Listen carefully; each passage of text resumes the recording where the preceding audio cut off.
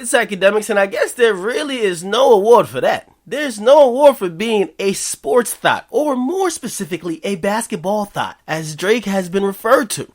His loyalty jumped from team to team to team to team to player to even trying to sneak in the locker room. Now, recently, he addressed it on a conference call because he's hosting the ESPY soon, and they asked him, they're like, yo, what's up with all the groupie tendencies when it comes to sports players? Why you like every fucking team that's in the finals? Now, he tried to explain that, and he was like, yo, listen, first and foremost, I like to say that despite what everybody on the internet thinks, I do not team jump.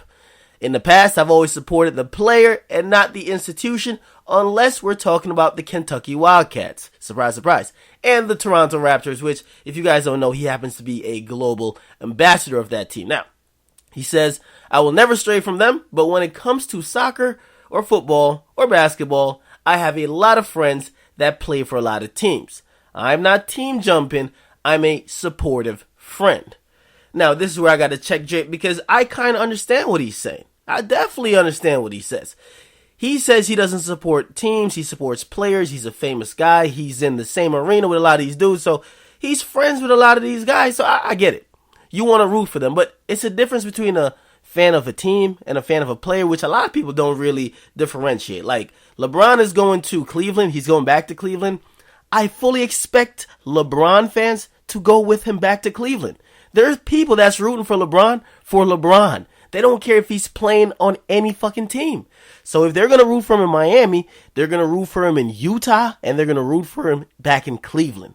Now, I was one of those people. I root for a team. I root for Allen Iverson. That's why now I have no favorite fucking NBA team.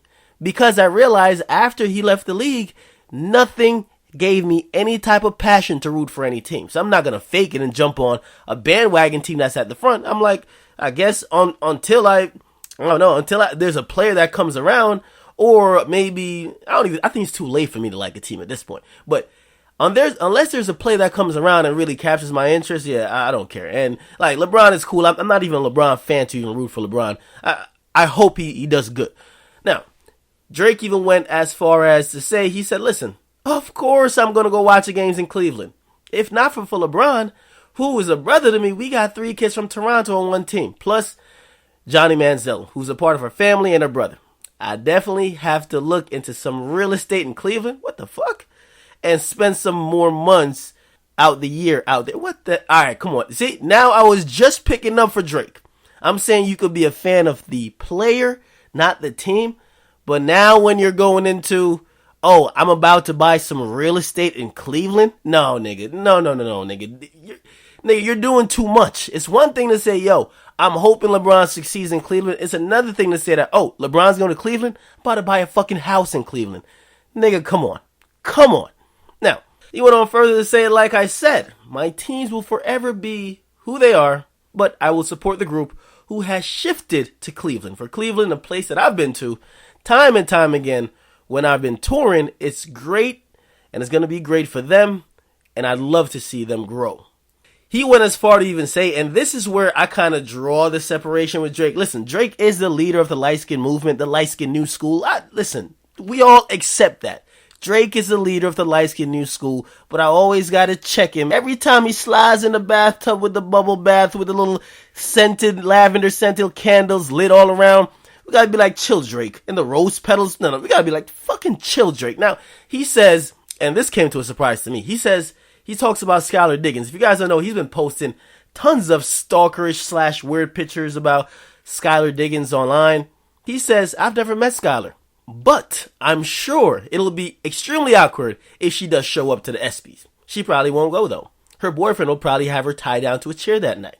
He said, I've never met her, and to be honest, I probably never will. Now, this is some groupie shit. That's standing. That's what people call a stan. When Eminem made that song, Stan, Drake has been standing or stalking Skylar Diggins for the longest. Now, all in all, I do gotta say, there's a huge difference between being a fan of a team, fan of a player. The NBA is the easiest sport to be the fan of a player as opposed to the team. There's only 5 players on the court at once. These players, they dominate and they have such a huge impact on the whole game, and they're in the game for the majority of the time, and it's like not where football where you take a possession off because you're either on offense or defense. You're always on the court. So People fall in love with the players. A lot of Michael Jordan fans probably weren't even fans of the Bulls. Actually, all you niggas is Michael Jordan fans, and you probably don't even like the Bulls. You're a fan of the player, you're not a fan of the team. So it happens a lot within basketball. Now, when it comes to football, I don't really see how you could do that. Like, I'm a Peyton Manning fan, but I can't root for the Denver Broncos. Like, I hope he does fine, but I hope his team loses. I don't give a shit really about his team. I'm a Colts fan. You can't really team hop when it comes to football. You can't really team hop when it comes to Major League Baseball. You can't even really team hop when it comes to most other sports. But basketball is the only one where you could kind of follow your favorite player around and just kind of root for whatever team he happens to be on. So that's how I see that. But Drake looks like he's a little bit thottish. He's a little bit thottish when it comes for certain players. And we've seen it with the male things. Like, we've seen him in the club right after the Miami Heat win. He's all hugging up on LeBron, looking like he wants some attention, trying to sneak in the locker room like a groupie. Is that your thought? But now his obsession with Skylar Diggins is just way too far, and I can't defend it, even as a light-skinned leader. His behavior at this point is just a little bit too thottish, and we just can't defend it, even though he's the leader of the light-skinned new school. Because this is a little bit too much, it's too thottish, and we can't really rock with it. So, Drake, you need to reduce your thought tendencies, you need to go in thought rehab, and of course, I definitely understand the difference between being a fan of a player as opposed to a team. And the NBA, at least for me, is the only sport that could kind of happen. Now, you guys get in the comment box. I know there's probably some diehard Knicks fans that's gone through 10 losing seasons, and they're like, no, that's not fair. I've been rocking with my team, and we never been winning. You don't get to hop around with your favorite player and watch him while he goes to the finals every fucking year. So get in the comment box. You guys let me know what you guys think. It's your boy DJ Akademiks. Make sure you like, subscribe, definitely share. I'm out.